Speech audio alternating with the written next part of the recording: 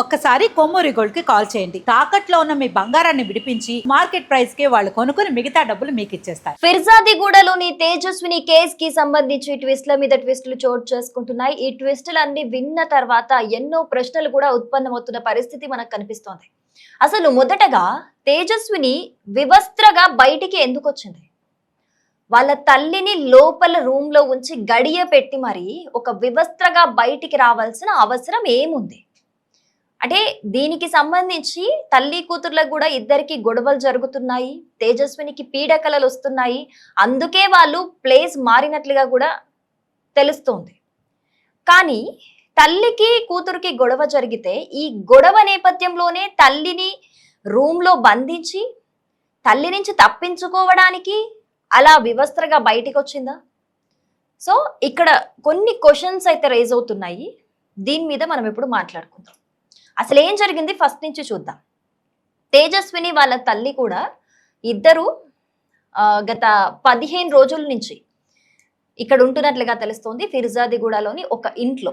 అయితే తేజస్విని ఇంతకు ముందు బెంగళూరులో సాఫ్ట్వేర్ ఇంజనీర్ గా వర్క్ చేసేది. తను అక్కడ రిజైన్ చేసి మరి ఇక్కడికి వచ్చినట్లుగా తెలుస్తోంది. సో ఇక్కడ ఫస్ట్ క్వశ్చన్ ఏంటి అని అంటే, తేజస్విని వాళ్ళ అమ్మ వర్కింగ్ కాదు, తిను రిజైన్ చేసి ఇక్కడికి వచ్చింది.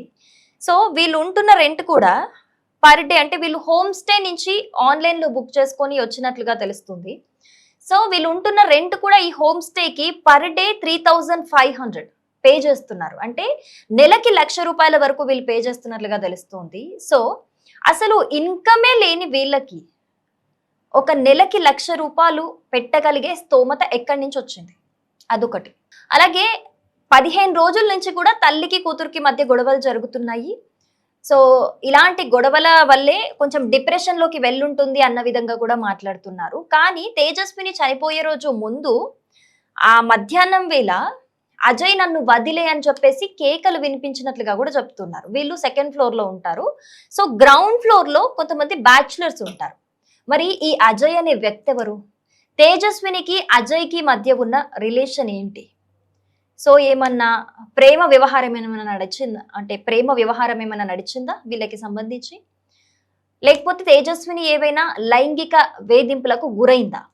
ఇలాంటి అనుమానాలు వ్యక్తమవుతున్నాయి. అలా అరిచింది, వినిపించింది అని స్థానికులు చెబుతున్న నేపథ్యంలో. అలాగే ఆ అమ్మాయి తేజస్విని ఆ రోజు నైట్ 2:30 ఆ ప్రాంతంలో వాళ్ళ అమ్మని రూమ్ లో బంధించేసి లాక్ చేసేసుకొని సెకండ్ ఫ్లోర్ నుంచి ఫస్ట్ ఫ్లోర్ కి వచ్చి ఫస్ట్ ఫ్లోర్ లో వాళ్ళ డోర్ 10 నిమిషాలు కొట్టిందట. సో ఇక్కడ మనం అబ్జర్వ్ చేయాల్సింది ఏంటి అని అంటే, వాళ్ళు డోర్ తీయలేదు. ఇంకా అర్ధరాత్రి అంత నైట్ పూట ఎవరైనా డోర్ కొడితే ఏమనుకుంటారు? దొంగలు పడ్డారేమో అనుకుంటారు, దొంగలు వస్తున్నారేమో, ఏదో అంత దబ బాతుంటే ఎవరైనా భయపడతారు కదా. సో తీయలేదు వాళ్ళు. తీయకపోయేసరికి కింద మళ్ళీ గ్రౌండ్ ఫ్లోర్ లో బ్యాచులర్ రూమ్ ఉంది కదా, ఆ రూమ్ లోకి వెళ్ళింది. ఆ రూమ్ ఓపెన్ ఉంటే ఆ రూమ్ లోకి వెళ్ళి అక్కడి నుంచి మళ్ళీ బయటికి పారిపోయింది. సో ఆ బ్యాచులర్ రూమ్ లో కొంతమంది డే షిఫ్ట్ చేసే వాళ్ళు ఉన్నారు, కొంతమంది నైట్ షిఫ్ట్ చేసే వాళ్ళు ఉన్నారు. సో అక్కడ ఆ రోజు డే షిఫ్ట్ కి వర్క్ వెళ్ళి వచ్చిన వాళ్ళు ఉన్నారు, అబ్బాయిలు. సో అక్కడి నుంచి బ్యాచులర్ రూమ్ కాబట్టి ఆ గేట్ దగ్గర ఒక నలుగురు ఉన్నారు. ఒక అతను ఫోన్ మాట్లాడుతున్నాడు. గేట్ లోపల నుంచి బయటికి వెళ్ళిపోయి అక్కడ దగ్గరలోని అమ్మవారి గుడి దగ్గరికి తేజస్విని పరిగెత్తింది. అతని ముందు, అంటే ఆ అమ్మాయి ముందు ఒక అతను ఉన్నాడు, ఫోన్ మాట్లాడుకుంటూ ఉన్నాడు కదా గేట్ దగ్గర. అతను అమ్మాయిని అలా చూసి భయపడిపోయి, అర్ధరాత్రి 2:30కు ఒక అమ్మాయి వివస్త్రగా ఉందంటే ఎంత భయపడతారు ఎవరైనా, ఏం జరుగుతుంది అని చెప్పేసి. సో భయపడిపోయి ఆ అమ్మాయి కంటే ముందు పరిగెత్తాడు. కానీ ఆ అబ్బాయి వేరే డైరెక్షన్ లో పరిగెత్తాడు. తర్వాత ఆ అమ్మాయి గుడికి వెళ్ళింది. గుడి దగ్గరికి వెళ్ళి కాసేపు ఉండి అక్కడ అమ్మవారి విగ్రహము, చీర 2 కూడా తీసుకొని వెళ్ళిపోయి అక్కడ చెరువు ఉంది కదా, చెరువు దగ్గర చీర అక్కడే పడేసి అమ్మవారి విగ్రహాన్ని కౌగిలించుకొని చెరువులో దుంకేసినట్టుగా మనకు తెలుస్తోంది. నెక్స్ట్ రోజు మార్నింగ్ ఆ అమ్మాయి బాడీ కనిపించింది, తేలుతూ కనిపించింది. సో ఇది జరిగింది అయితే ఇది. సో ఇక్కడ రేజ్ అవుతున్న క్వశ్చన్స్ ఏంటి అని అంటే, అసలు ఆ అమ్మాయి ఆ విధంగా బయటికి రావాల్సిన అవసరం ఏముంది? ఫస్ట్ ఫ్లోర్ లో వాళ్ళ తలుపులు ఎందుకు కొట్టింది? స్థానికులు ఏం చెప్తున్నారు అని అంటే, కొంతమంది చెప్తుంది ఇక్కడికి ఫుడ్ డెలివరీస్ ఎప్పుడు వచ్చేవి, చాలా అంటే డెలివరీ బాయ్స్ ఎక్కువగా రావడం సెకండ్ ఫ్లోర్ కి. అలాగే ఇక్కడ ఏమైనా అసాంఘిక కార్యకలాపాలు ఏమన్నా జరిగాయా? మాకు చాలా ఇబ్బందిగా ఉంది. మేము భయపడ్డాము. మేము ఆ ఇంటి ఓనర్‌కి కూడా కంప్లెయింట్ చేయడం జరిగింది. ఆయన ఏదో అగ్రీమెంట్ ఉంది 1 ఇయర్‌ది. అది అయిపోయినాక నేను సెట్ చేస్తాను అని మాట్లాడారు. బట్ దాని తర్వాత మళ్ళీ ఇలాంటివే జరుగుతున్నాయి. సో మాకు భయమేస్తుంది అని అక్కడున్న స్థానికులు మాట్లాడుతున్న మాటలివి. సో నిజంగానే ఏమైనా అసాంఘిక కార్యకలాపాలు లాంటివి సెకండ్ ఫ్లోర్‌లో జరిగాయా?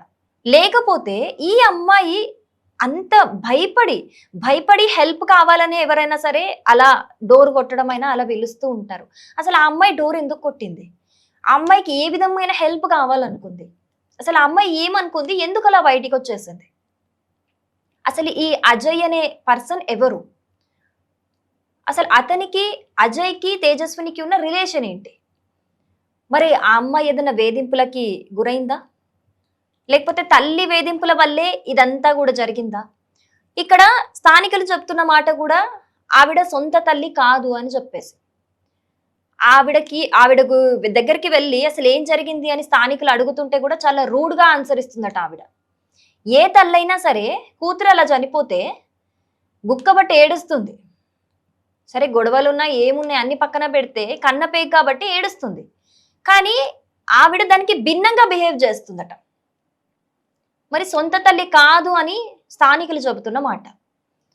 ఇంకొకటి కూడా ఏంటి అనంటే ఈ అమ్మాయి ఇలా బయటికి రావటాన్ని, ఇలా అమ్మవారి దగ్గరికి వెళ్ళి ఆ అమ్మాయికి పీడకలలు వస్తున్నాయి, కళ్ళలో రక్తం కనిపిస్తుంది, ఇవన్నీ కూడా వినిపిస్తున్నాయి.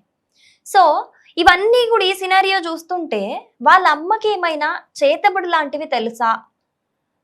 అక్కడ అలాంటివి ఏమైనా జరిగుంటాయా? ఇలాంటి అనుమానాలు కూడా వ్యక్తం చేస్తున్నారు.